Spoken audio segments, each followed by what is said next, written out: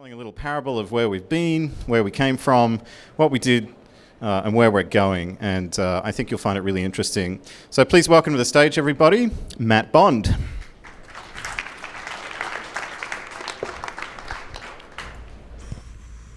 this my clicker? Okay, can you hear me?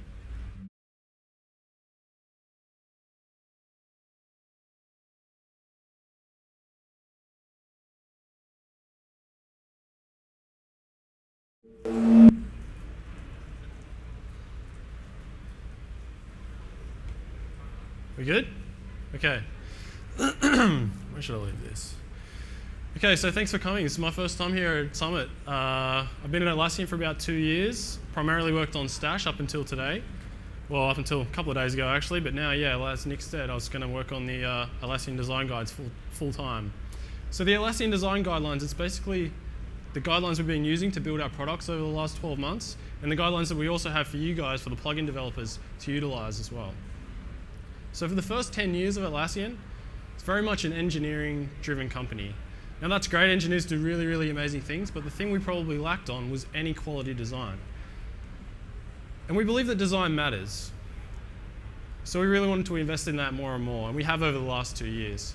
We believe that products come equally of great design and great development. So we needed an effective design system that helped our development and didn't hinder it at all. And the ADG is how we're solving that internally. So there's 5 things I want to cover today. A little bit about how we got here on our design journey, what's in the ADG, the nuts and bolts of this thing, the benefits that we're seeing throughout our organization and through the ecosystem, and the tools we have for you guys to utilize, and a little bit of look forward to the future. So our design journey probably started about 18 months ago at Atlassian. At the time, there was only about 5 or 6 designers across the whole company working on our products. Now, I was hired along with another half dozen people, and we got a new manager, Jürgen, as well. Looks a little bit like Magneto. He's doing a talk later this afternoon about team collaboration, so I encourage you guys to go and check that out. So with those 5 designers, this is what Jira looked like. And if you're lucky enough to have a new version, you're not going to see this anymore. This is from 2012. And at the same time, we had Confluence that looked a little bit like this. Now, over the years, we tried really hard to align the products, but this is about as far as we got. You can see side by side that these 2 products look visually very different. You can see the 2 headers there are completely different sizes. One of the products has a logo, one doesn't. You can see the UI Chrome has a little bit more padding on it. The Jira screen's a little bit lighter compared to the Confluence text is a lot darker. And these are our 2 flagship products at Atlassian. So these need to look like they come from an integrated suite of tools, but they really didn't. And to be honest, they look like they come from almost competing companies. We also had the AUI framework. If you're not familiar, the Atlassian user interface is what we had originally to share components across all of our products. But it looked like this. It was pretty ugly. And it was really hard to use, so bespoke code kind of became the norm across our organization. So we ship code pretty fast at Atlassian. We want to get out to our customers quickly. So take this little drop-down menu, and then we add a couple of people to our team. And then someone else makes a drop-down menu. And then someone else makes another one. And this kind of like spawns into this madness of having 44 different drop-down menus when we did an audit. And you think that's kind of ridiculous, right? How could you possibly end up with 44 different drop-down menus? But to be honest, this problem kind of creeps up on you. And it happens as you grow and as you scale. And you just need a strategy on how to manage that. And this wasn't just happening on drop-down menus. This was happening across everything in our UI. This was happening on buttons, text, line heights, visual things, but also interactions as well. And you have to really think about what kind of impact does this have on our users, people that are trying to use these things and understand them day to day. So as the designers, we kind of had a clear purpose. We wanted to really create a consistent experience, not just visually, but also those interactions that I just mentioned, the actual usage of our UI. And in order to deliver that consistent experience, we needed a vehicle to communicate that single design. So we started to unify things.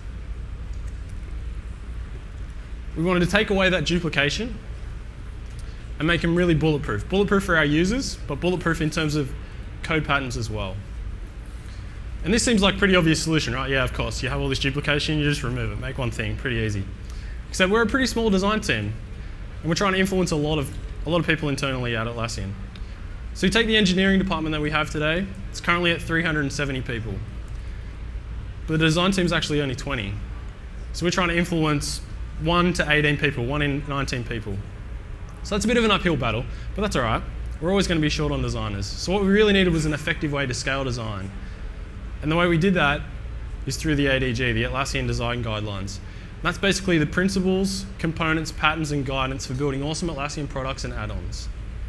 It's the consolidated vocabulary of Atlassian's visual and interactive language, built both internally and for external plugin guys. Now the puzzle wouldn't be complete without updating and refreshing AUI. So we standardized a whole lot of markup patterns, CSS and JavaScript, so they could be used across all of our products. We refreshed the UI visually, and we also made a flat version available for prototyping, which has been really great. So both AUI and ADG, they kind of intertwine a little bit through this talk, but I just wanted to break down quickly what they are. So AUI, you can consider that as kind of the raw materials or the ingredients, and the ADG is kind of like a recipe book. The guy down here asked about Bootstrap before. The ADG isn't actually like Bootstrap, that's more AUI. ADG is like more guidance and principles that we have. So that covers the design journey in kind of 8 minutes or so. And I skimmed over a whole lot of details in the 18 months. So if any of you guys want to chat to me later or ask any questions about all the things we overcame and influencing multiple people, getting executive buy-in, change of version, all those kind of fun things, please feel free to ask or find me later tonight. So what's actually in the ADG? What do you guys actually get that you can take advantage of? I'm going to walk through a couple of pages that we have. So first of all, we have buttons. And that kind of falls under the general UI controls of fairly solved problems, to be honest. That includes like buttons and tables and tabs, vertical navigation and horizontal navigation, modal dialogues. In terms of UI design, these are pretty easy things. But we really needed to document them and document them well. So you'd be surprised how many people, designers take for granted that you don't use buttons for navigation. 99% of the time you use them to just execute actions. But this pops up all the time in our products. So we need to get those basics nailed. So you can see in this page here, we've got a table with a primary button there, and then underneath that we have standard buttons, link buttons, drop-down menus. And in the table on the right, in the description, we explain when and how to use those things. And as I scroll up, you can see more variations we have there. What happens when you actually click a button and it's a press state? What happens when you just have an icon? All those kind of variations. Now the color palette. We wanted to keep a bunch of brand heritage that we had established previously, but we needed to tweak those colors a little bit to make them a little bit more complementary. And also wanted them to just represent the Chrome and make it really recede from the UI. We want your content to be the most important thing, not the colors. So we deliberately kept this kind of a muted feel to it. But to add a little bit of life to it and a little bit of warmth, we added in these spot colors. You'll see these in Stash on the activity streams. You'll see these spot colors for little lozenges, or in Jira issues, it might be the status, so it stands out a little bit.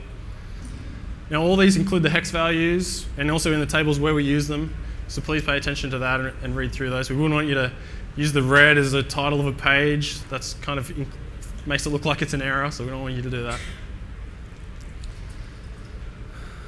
The next thing, it's a little bit harder. It's the writing styles and formats. Now writing good UI copy is actually really hard.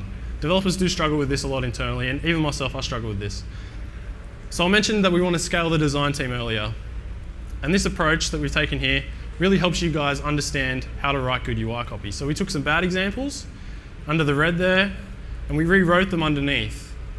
And then on the right-hand side in the bullet points, really describe why we made those changes. And maybe something small, like changing passive voice to active voice, or taking out one of those clauses that developers like to put in there, like this happened, or maybe that actually this happened.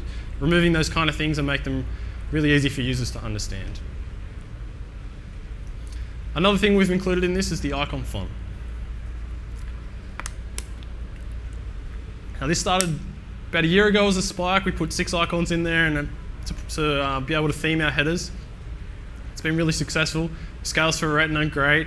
Don't have to worry about PNG sprites, all those kind of things. And because I work on Stash, all the Stash icons have made it into the icon font. This is up to 80 now, so you guys can all take advantage of those. It's just a simple AOE icon class, a couple of classes on a span. You can get all this stuff for free and color them in whatever colors you need. The only word of caution is to please not create any conflicting metaphors. It'd really be bad if you took a comment icon from Jira and used it for something else that's nothing to do with comments at all. It would be really bad if we started conflicting metaphors there. Now the hardest part, the super hard part even, it's probably going to become the focus of the ADG in the next 12 months or so, is the patterns. Now this is where we combine a whole bunch of UI controls together to form to form an interaction. An example I have up here is about mentions.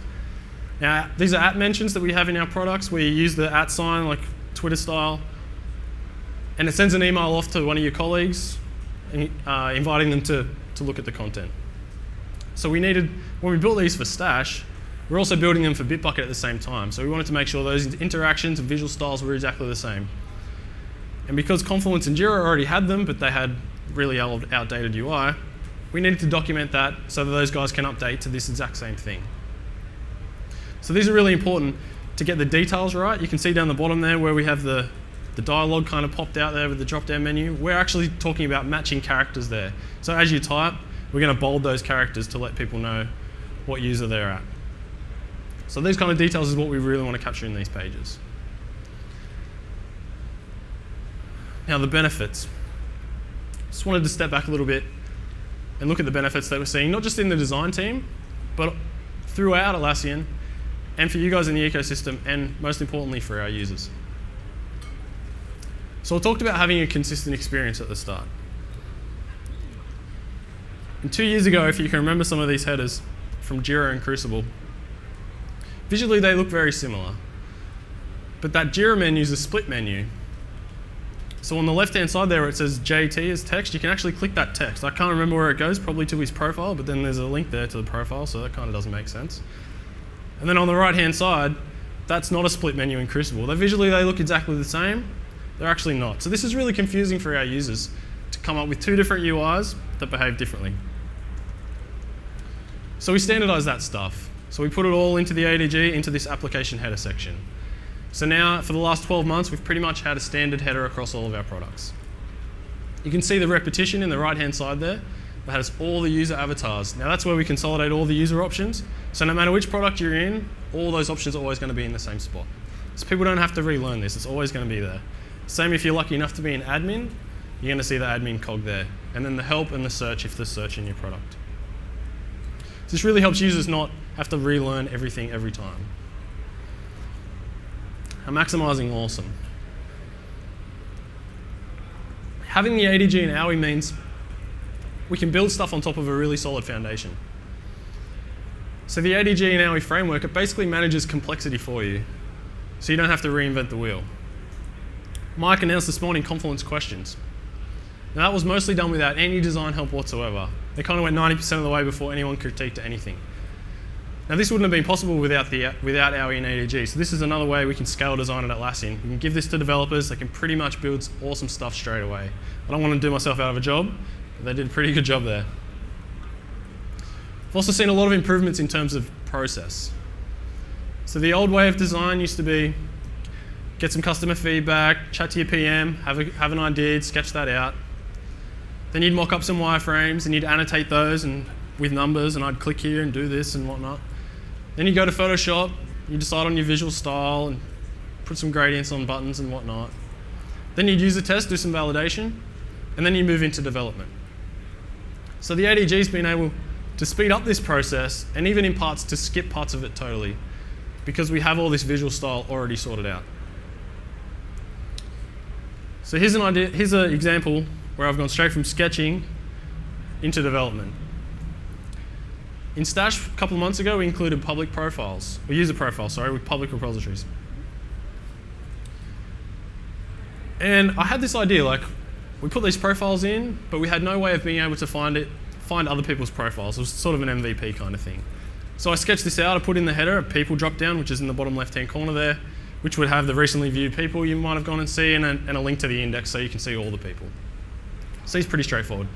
So this is all the work I literally had to do. It was just 10 minutes investment, sketch this out, scan it, attach it to a Jira issue. That's it. That work got deprioritized in the end, but it's still there. That's all I've had to do. I didn't go into Photoshop. I didn't have to mock anything up. I didn't have to spend hours on this. That's literally the investment I had. Here's a photo of another session that we did on Stash. This is when we were working on our public repositories.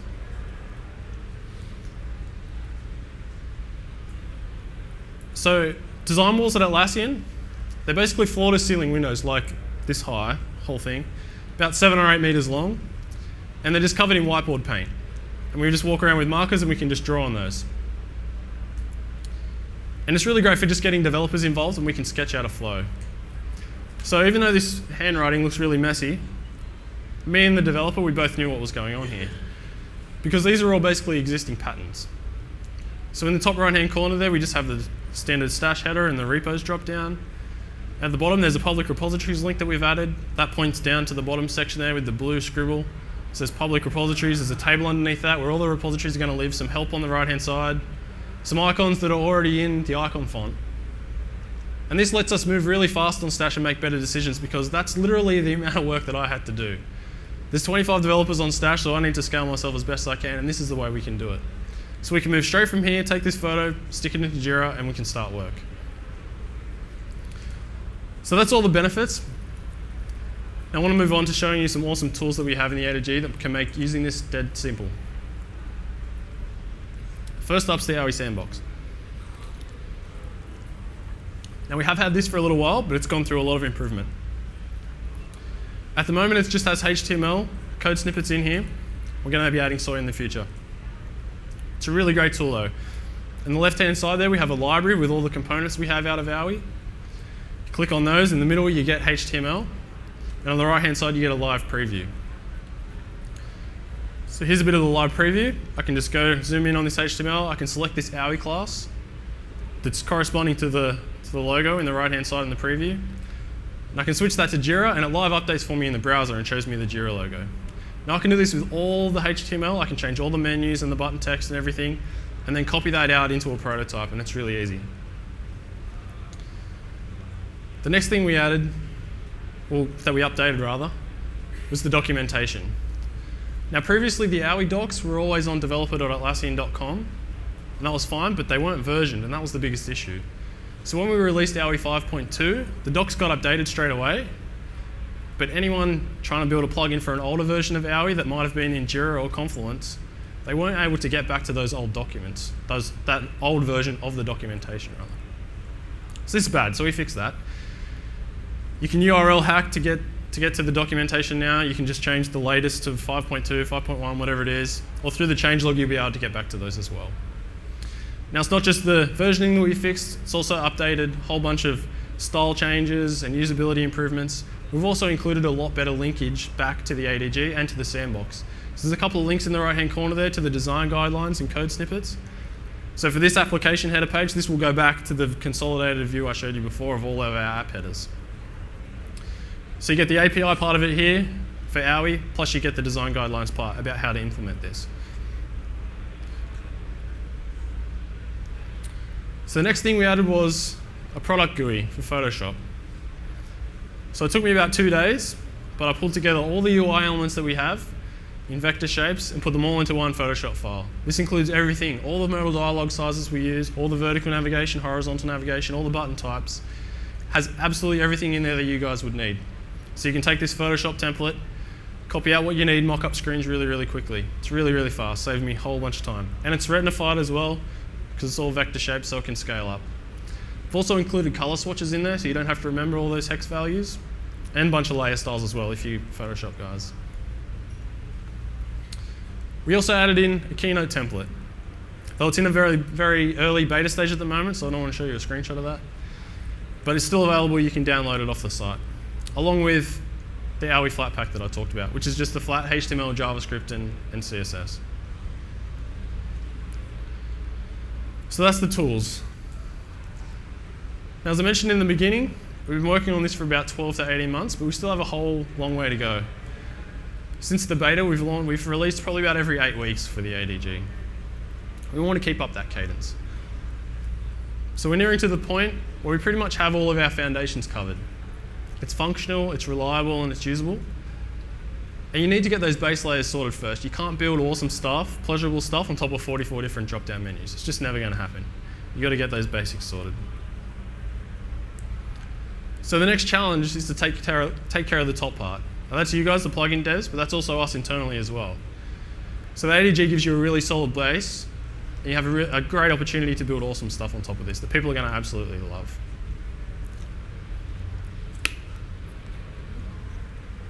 So we have a saying in the design team about doing things within the spirit of the ADG. We can't cover every use case in this document in the ADG, and we wouldn't want to either. This would just stifle creativity. This would restrict people too much. It would stifle innovation. So I just urge you to do things within the spirit of the ADG. Make sure it looks and feels like it should be part of this suite. Immerse yourselves as much as you can in the products that you're building add-ons for, and learn the interactions and patterns of those products. Follow the guidelines as much as you can, and users will be able to onboard to your plugins much, much faster. So let's recap a little bit. I've gone over how we got to today and the design journey, showed you what's in the ADG, the components and the patterns, and the benefits that we're seeing across the board, and the tools we have that you guys can utilize to make great add-ons. So please go and check it out. It's on developer.atlassian.com/design. And when I get back to Sydney, I was working on Stash, but I'm going to work on the ADG full time. So I've got my email address up there, which is possibly a really terrible idea. But if you want to email me feedback, let me know what works, what doesn't work. I really want to know so we can improve this developer flow for you guys. Thanks.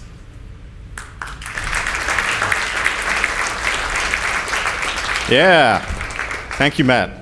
Okay, so we have about 10 minutes for questions if anybody would like to ask something. We also have a few other design-capable folks from Atlassian in the room, so let's go ahead.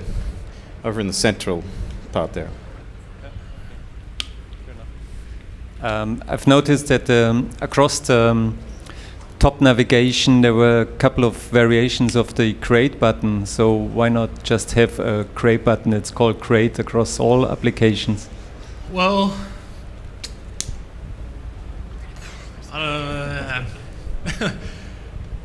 we don't have this in Stash at the moment. It's something we've been working on internally. Jira's most important thing is creating issues 99% of the time, so we try to cover that case with Jira, which is why it says create issue.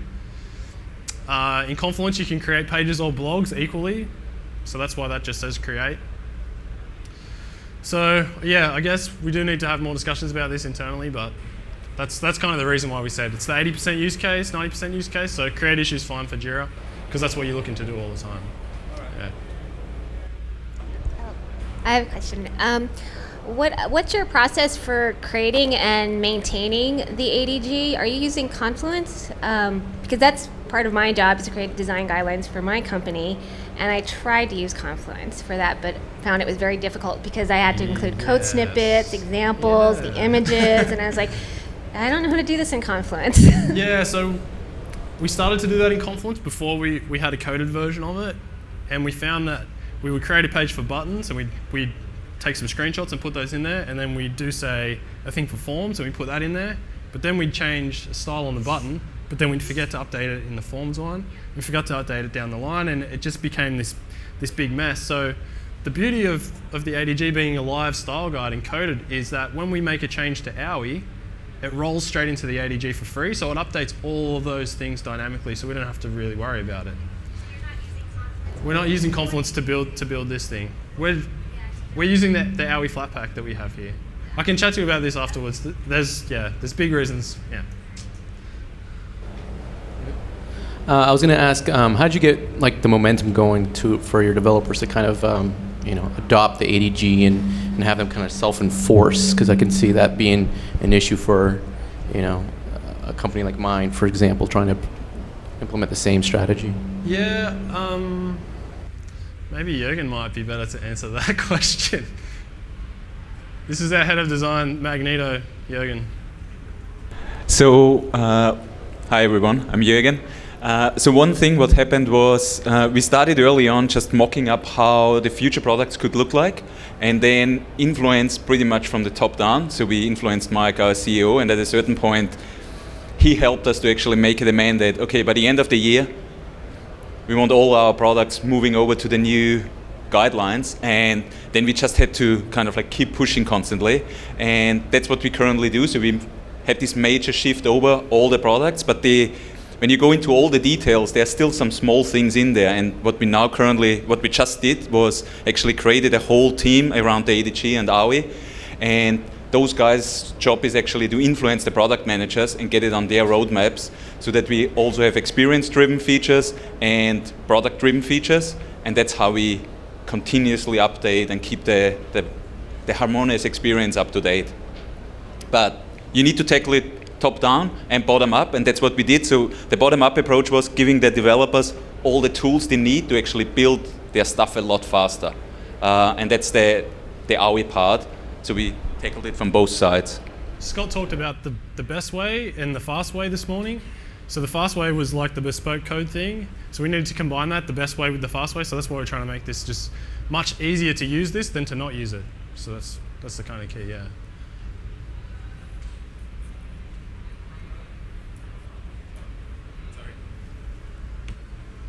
So the day this came out, I was extremely impressed, and I'm wondering if there's any plans to kind of productize what you've done here, because What do you mean by productize? well, I have a serious problem with my engineering team being on the same page with design teams, Okay. and vice versa. And it seems that without perhaps even knowing what you've done as an organization, you've solved an incredibly difficult problem that there are no tools for that I understand in the market. We have design teams who have mock-up tools that they use, things like Axure and Photoshop, and then we have dev teams that are in code using GitHub, doing version control in other areas, and there's just a consistent disparity and disconnect between these teams. And I feel like I would rather not have to solve this the same way you have done in your organization, and I'm just curious if you guys have thought about a product that could help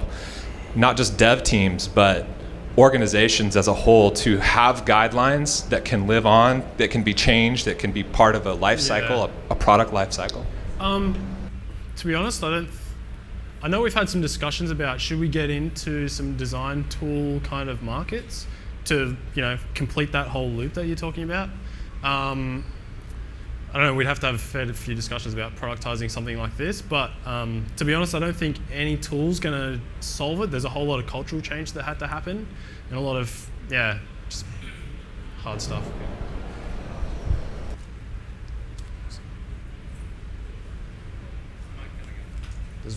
Nick? All right. So out here in the booth, there was a couple of people that had like a framework that was set on top of Confluence that make Confluence Pages look a little bit closer. All right, look a little bit more, like a web page. Kind of reminded me of like a content management system, like a Drupal or something. So what you did, you said, is not in Confluence at all, but I could visualize you having your tool set on top of Confluence in the same way that they mock up Confluence Pages, so that I could actually make a Confluence page that flows better back to my Jira front end.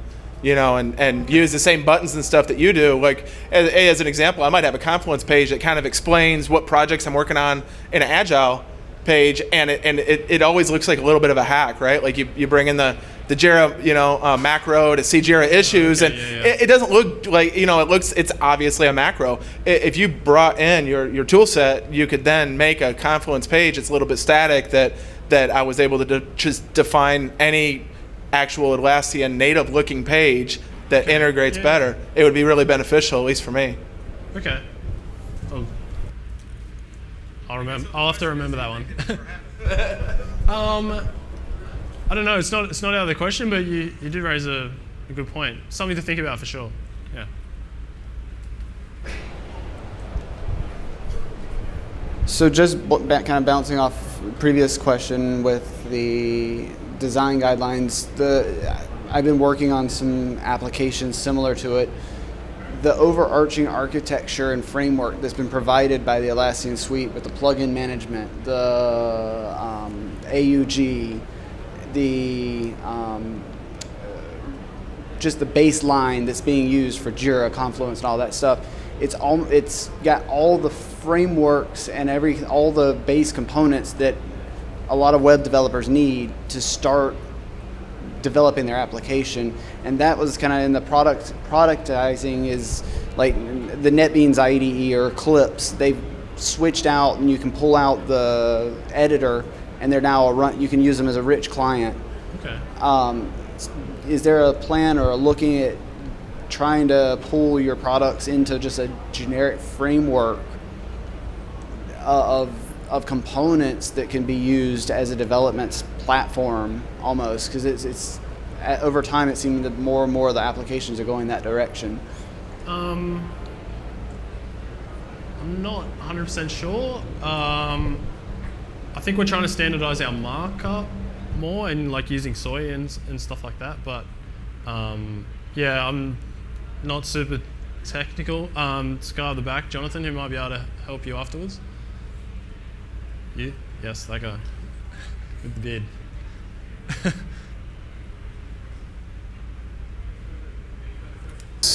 Any further questions, folks? Nope. Okay. Well, look.